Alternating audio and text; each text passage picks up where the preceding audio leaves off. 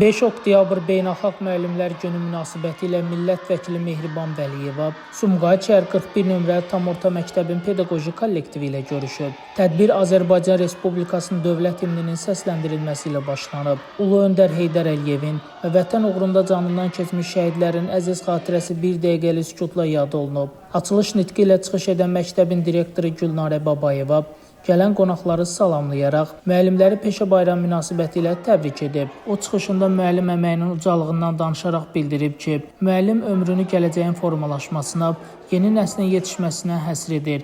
Müəllim olmaq sadəcə bir peşə deyil, həm də müqəddəs bir missiyadır. Çünki hər bir şagirdin həyat yolunun başlanğıcında dayanan, onu düzgün istiqamətləndirən məhz müəllimdir.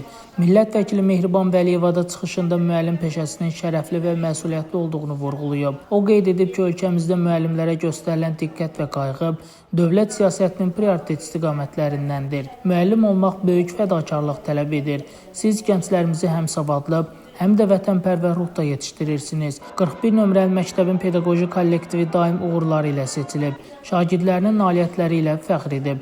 Mən bütün müəllimlərimizə sağlam ömür, şərəfli fəaliyyətlərində uğurlar arzulayıram. Çünki cəmiyyətin inkişafı, dövlətimizin gələcəyi birbaşa müəllimlərin əzmkarlığı ilə bağlıdır deyə Mehriban Vəliyeva əlavə edib. Çıxış edənlər müəllim əməyinin dəyərindən söz açaraq bildiriblər ki, hər bir insanın şəxsiyyət kimi formalaşmasında müəllimin rolu əvəzsizdir.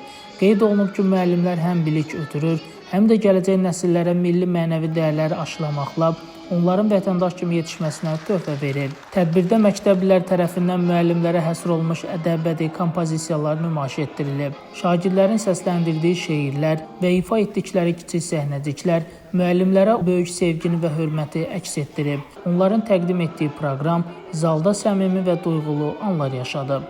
Şəmistan Fikrətli Elbrus İsmailov, Bugün informasiya proqramı üçün.